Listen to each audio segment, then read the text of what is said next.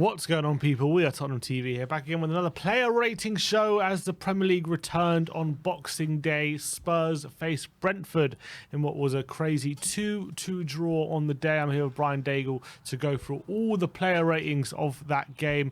We'll start off with the goalkeeper, Fraser Forster. I gave him a 3. Brian gives him a 5. For me, Fraser Forster was shaky all day long. I was not confident with him in goal. He did make a couple of saves, albeit I think they were straight at him pretty much. He stuck couple of legs out. Look, the first goal is hard. It's hard because it took a deflection, so he did well to get anything on it, I guess, but palmed it straight to Janelt. Second goal couldn't really do much with. It wasn't necessarily just fault for goals, but I thought the lack of assuredness, and I think every time the ball came near him, I just wasn't comfortable, even in the air when he's supposed to be a big, tall keeper, good at crosses. I thought he was fumbling at a lot of things and wasn't quite encouraged by that display for me.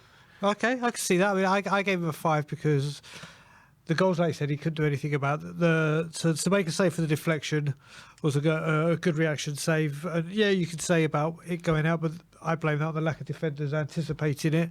So that's why I've marked him slightly up. And he had a couple of shaky moments, but he kept the score down to 2. So I've gone straight down the middle with him. Fair enough. 5 Fraser Forster there. Next up, we've got Matt Doherty, who came in at right wing back this time round. We both gave him 6s. I thought he had a fairly decent game without really contributing too much in the final third. I thought defensively on his side, Rico Henry wasn't getting that much joy down that side, so I think he was doing okay. And Buemo was causing us a bit of trouble though, so I think Doherty's got to take a bit of responsibility for that. I think the final third, he was quite good at linking with Kulusevski down the right hand side. Had a couple of opportunities with headers at the back post, which he didn't do much of, and very nearly got on the end of that Kane chance where Kane hit the bar. But other than that, wasn't too involved in terms of chances created down our side. Yeah, I've got 6 because I think actually attacking-wise, he was rather good. I think he does have that relationship with Kulusevski, and it was the 1-2 and his through ball that set up the assist for Højbjerg. So offensively, I think he just offers more than Royale, doesn't he? And for me, one of his better performances attacking-wise, defensive question mark, 6s. 6s. Next up, Japhet Tanganga. I unfortunately gave him a 3. Brian gave him a 4. Big opportunity awards for Japhet Tanganga to really maybe establish himself, get a run of games. And it's been a while since he really had a run of games in a Tottenham shirt. And this was a big opportunity to show Conte what he can do. And for me, I think he failed the task. I think he was poor. I think Tony gave him the run around a lot. I thought whenever the ball was coming down his side, I don't think he was dealing with that well. And aerially, he was getting dominated by Ivan Toney as well, which caused big problems for the first goal. And on the ball, wasn't particularly impressive either. Lacked a lot of composure. Didn't really do the job of a wide centre back, which is to support the attack, and wing backs when possible wasn't really able to do that. So big shame that Japhet wasn't great for me. Yeah, I'm the same as you. I've obviously give 1 mark up because I think we discussed this when he first got here. First 25 minutes, half an hour, I think he did okay. And then from that header from Tony, he just seemed to lose that confidence that his confidence could break so fragile, and it was a bolt out of the blue having him in the starting lineup, but he hasn't grabbed his chance. And 4. Next up, Eric Dyer. I gave him a 3 and Brian gave him a 4. Was not good from Eric Dyer, in my opinion. Those big errors that plagued his career or plagued his last few years are really starting to creep back in after a good run under Conte. And it wasn't that long ago he did that header back towards Lloris against Liverpool, and that was intercepted. And he had some crazy moments against Newcastle where he nearly passed the ball into his own net. And now we have this swipe under no pressure when could have easily just cleared the ball. Could have even taken a touch. He could have at that time. Decides to take a wild swipe, gives away a corner, and we ended up conceding a goal from it. And I thought throughout the game he was a bit sloppy as well. I thought his passing wasn't great. Ruined a few promising attacks. And I just thought it wasn't a good day for Eric Dyer. Yeah, but I gave a 4. I don't know if I marked him down to a 3, but I think we'll stick with the 4. We'll stick with the 4. It's up there. That slice that went off the corner was obviously a huge blow and obviously led to a lot of problems. And the second goal, the thing that got me the most was that he rushed that opportunity to clear it, but then you saw him forward with the ball where he just stood still for like 5-10 seconds waiting for people to move or to create space. These performances are creeping in, or these mistakes are creeping in more and more, but I can't remember apart from that what else he did wrong. So I've been a little bit more generous, 4, but let's face it, a 4 is nothing to write home about. I guess we keep saying the mistakes are creeping back in, but at this point, it's probably more of a creep. I think stomping. I think You're right. Next up, Clement Longley. We both gave him 7s. I thought he was the best defender for me on the day by quite a while. I actually thought his defending, more than anything, was actually pretty good. I think when he was dueling with players on the ground, he was winning a lot of duels. He was actually being quite aggressive, and obviously going forward, I thought he was contributing to the attack. Got 1 assist with a really good cross, and nearly another one as well when Kane hit the bar. I thought he really supported the attack very well, and I think he linked up with Perisic quite well as well on the left-hand side. So for me, Longley was a shining light in a sea of awfulness. A sea of awfulness. I'm loving that.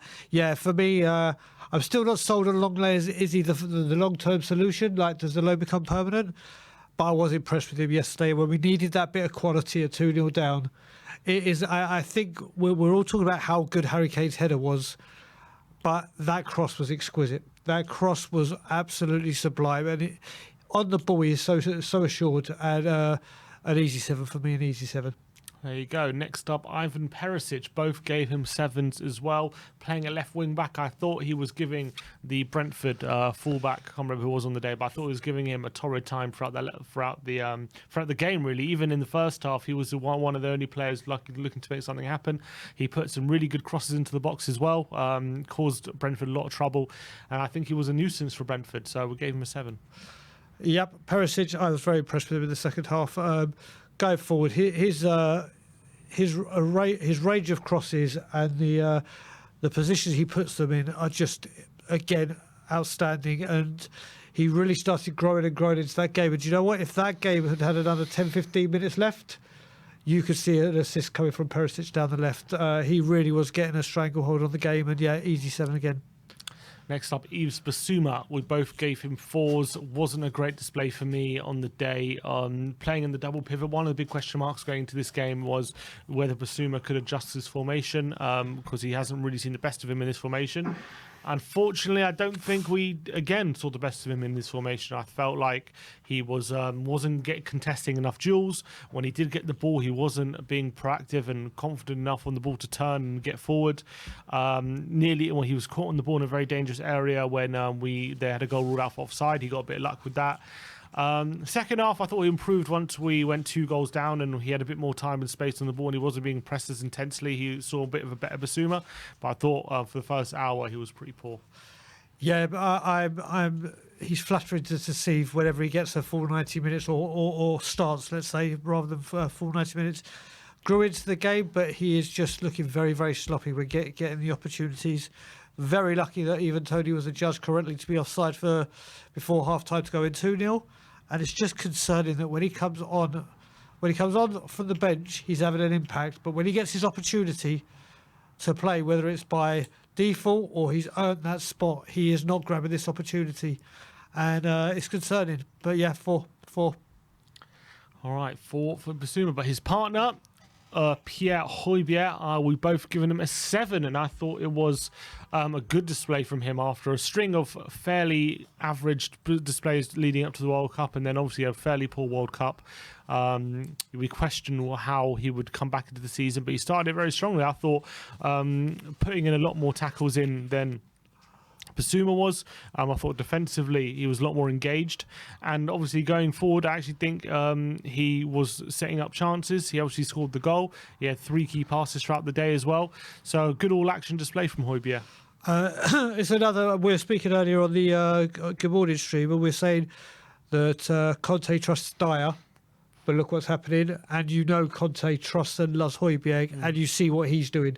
That's a player that's doing what the manager is asking him, and he's added to his game this season for us. His goal involvements, both assists and scoring, and there are vital times. And again, Mr. Reliable came up trumps. Easy 7. Yeah, good display from Højbjerg. Next up, Dejan Kulusevski started on the right wing. We both gave him 7s as well. I thought in the first half he was the only player looking to make something happen, really, in terms of getting into the penalty area and asking Brentford any questions. But even that really wasn't enough in terms of Tottenham's overall threat. But I thought he tried. He did beat a few players. In the second half, he definitely became alive. Was seeing a lot of the ball. Was heavily involved in the second goal with a good pullback to Højbjerg. And I thought Rico Henry struggled to get the ball off him. He was winning free kicks as well. I thought it was a decent display from Dejan Kulusevski, and I think he was probably one of our better players on the day. Yep, and what I did like from him that I hadn't seen from before, he was getting very feisty with the Brentford players as well. When there was breaks in play and it got a bit argy-bargy, he wasn't letting go, letting up. He stood his ground. But every time, he's the one player at the moment, when he gets the ball at his feet, you think something's going to happen. And if it does happen, you know it's going to the man and it will create a chance. And he did it again. I call him the architect. It just looks like if we're going to do something, it's always going to come through him. Yeah, he's definitely the one who looks the most creative.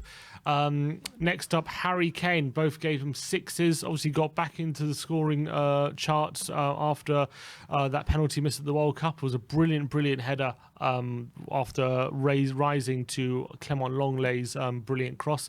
What a header it was, though, right into the top corner. Brilliantly placed.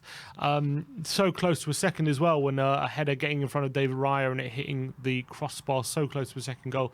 Other than that, wasn't too involved, especially in the first half, in terms of our general play. You expect Kane to be dropping deep and picking out runners, doing his playmaking. Didn't really do that much. He was actually our furthest player forward on the day. He was actually definitely trying to be more of a number 9 than that playmaker, and because of that, he was on the periphery for large parts of the game, but definitely came alive in the last half an hour. Yeah, I mean, the header is outstanding. The range of headers this guy gets is outstanding. You almost got, like you said, the winner with a flick header.